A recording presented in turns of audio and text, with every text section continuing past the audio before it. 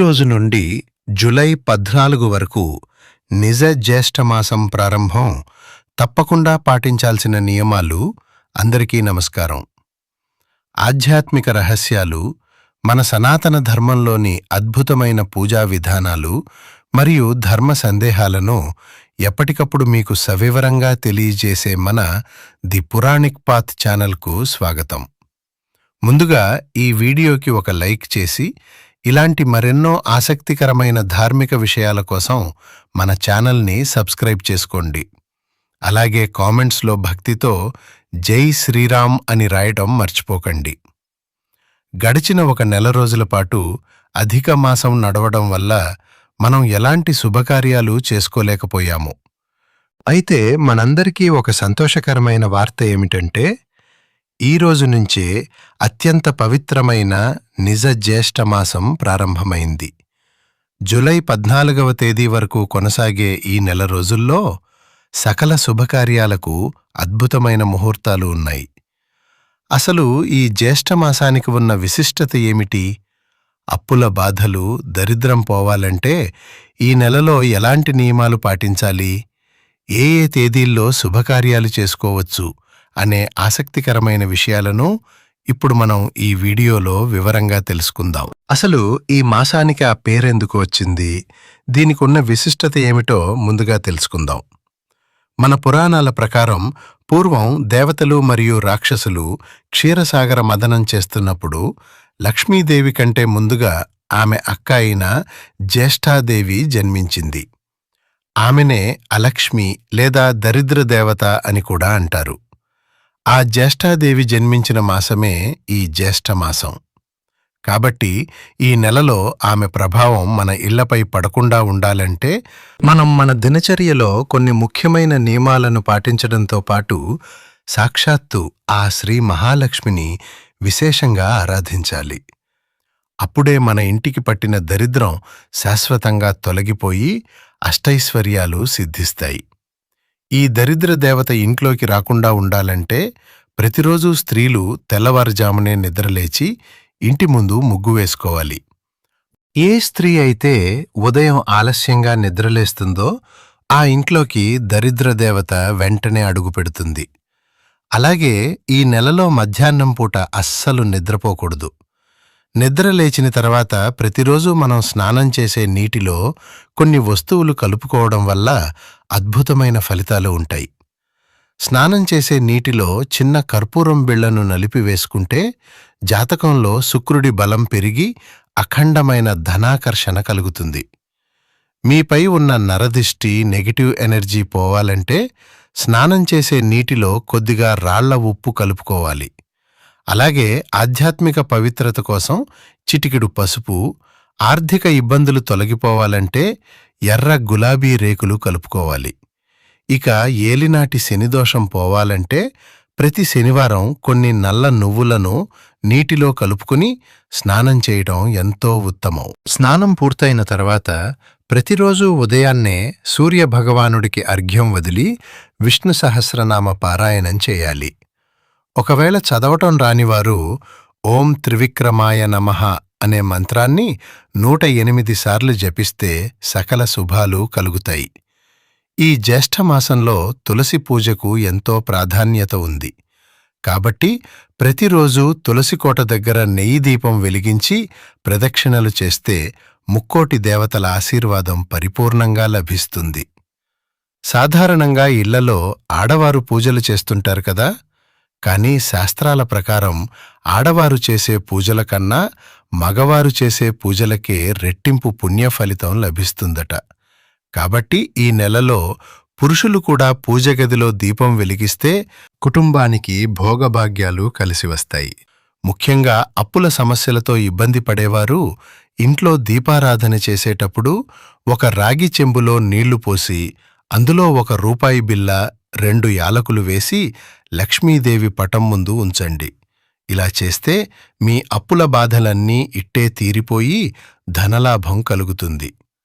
రోజువారీ పూజలతో పాటు ఈ నిజ జ్యేష్ఠమాసంలో వారాల వారీగా కూడా కొన్ని ప్రత్యేక నియమాలు ఉన్నాయి. ముందుగా మంగళవారం గురించి చెప్పుకోవాలి.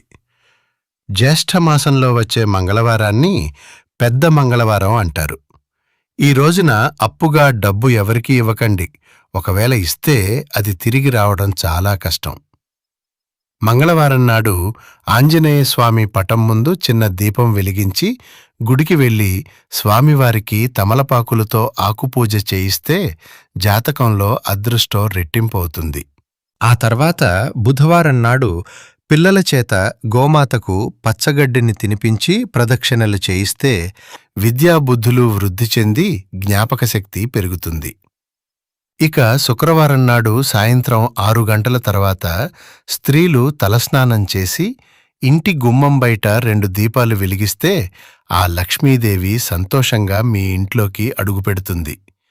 హారతి ఇచ్చేటప్పుడు కర్పూరంలో 2 లవంగాలు వేసి అమ్మవారికి ఇస్తే ఎంతటి కటిక పేదవారైనా ధనవంతులు కాక తప్పదు. అలాగే భార్యాభర్తలు కలిసి గోమాతకు అరటిపండు తినిపిస్తే వంశాభివృద్ధి కలుగుతుంది. ఇక ప్రతి శనివారం శ్రీవారిని స్మరిస్తూ పిండి దీపాలు వెలిగిస్తే తరతరాలకు సరిపడా ఐశ్వర్యం సొంతమవుతుంది. మన పూజల వల్ల లక్ష్మీదేవి ఎలా సంతోషిస్తుందో మన ఆహారపు అలవాట్లు మరియు దాన ధర్మాల వల్ల కూడా అదృష్టం అలానే కలిసి వస్తుంది. మహాభారతంలోని అనుశాసన పర్వం ప్రకారం ఈ మాసంలో వీలైనంత వరకు ఒక పూట మాత్రమే భోజనం చేయటం ఆరోగ్యానికి ఎంతో మంచిది. అలాగే మన వాతావరణ పరిస్థితుల దృష్ట్యా ఈ ఎండాకాలంలో వంకాయ లాంటి ఉష్ణాన్ని పెంచే కూరగాయలకు కొద్దిగా దూరంగా ఉండటం మంచిదని ఆయుర్వేదం చెబుతోంది. ఇక మీ ఇంటికి భిక్షాటనకు వచ్చిన వారిని ఎట్టి పరిస్థితుల్లోనూ ఖాళీ చేతులతో పంపించకండి. ఈ నెలలో నువ్వులను దానం చేయటం ఎంతో విశేషం. ఇంటికి వచ్చిన ముత్తైదువలకు తప్పనిసరిగా పసుపు, కుంకుమ, గాజులు ఇవ్వండి. దీనితో పాటుగా ఇంటి రక్షణ కోసం ఇంటికి పట్టిన దిష్టి పోవటానికి మంగళ, శుక్రవారాల్లో ఇల్లంతా సాంబ్రాణి ధూపం వేయండి. వేర్లతో సహా ఉన్న కలబంద మొక్కకు పసుపు, కుంకుమ పెట్టి ఇంటి గుమ్మానికి కడితే నరదిష్టిపోతుంది. వ్యాపారస్తులైతే ఒక ఎర్రటి వస్త్రంలో గుప్పెడు రాళ్ల ఉప్పు, 3 లవంగాలు వేసి మూటగట్టి మీ షాపు ముందు కట్టుకుంటే వ్యాపారంలో ఎనలేని లాభాలు వస్తాయి. ఇక వంటగది విషయానికి వస్తే అక్కడి పొయ్యిని లక్ష్మీ స్వరూపంగా భావిస్తాం. కాబట్టి ప్రతి శుక్రవారం గ్యాస్ స్టవ్ను శుభ్రం చేసి పసుపు కుంకుమలతో అలంకరించి చిన్న ముగ్గు వేయండి. ఉప్పు డబ్బా ఎప్పుడూ ఖాళీ అవ్వకుండా నిండుగా ఉండేలా చూసుకోండి. ఎవరైనా దూర ప్రయాణాలు చేయాల్సి వస్తే చిన్న బెల్లం ముక్క తిని బయలుదేరితే ఎలాంటి ఆటంకాలు రావు. ఇక చివరగా అధిక మాసం ముగియడంతో ఈ నిజ జ్యేష్ఠమాసంలో రాబోతున్న శుభముహూర్తాల గురించి తెలుసుకుందాం.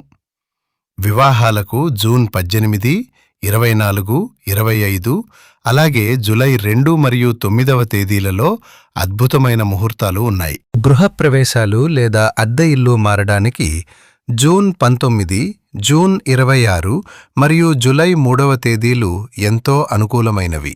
శంకుస్థాపన, భూమి పూజ జూన్ 22 మరియు జూలై 6వ తేదీలలో చేయవచ్చు. చిన్నపిల్లలకు అక్షరాభ్యాసం చేయడానికి జూన్ 18 మరియు జూన్ 25 శ్రేష్టమైనవి.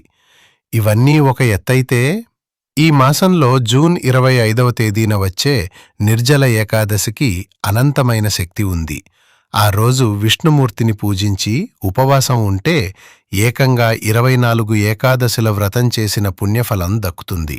అలాగే ముత్తైదువులు భర్త ఆయురారోగ్యాల కోసం రావి చెట్టుకు నూలు దారం కట్టి పూజిస్తే దీర్ఘ సుమంగళీ యోగం ప్రాప్తిస్తుంది.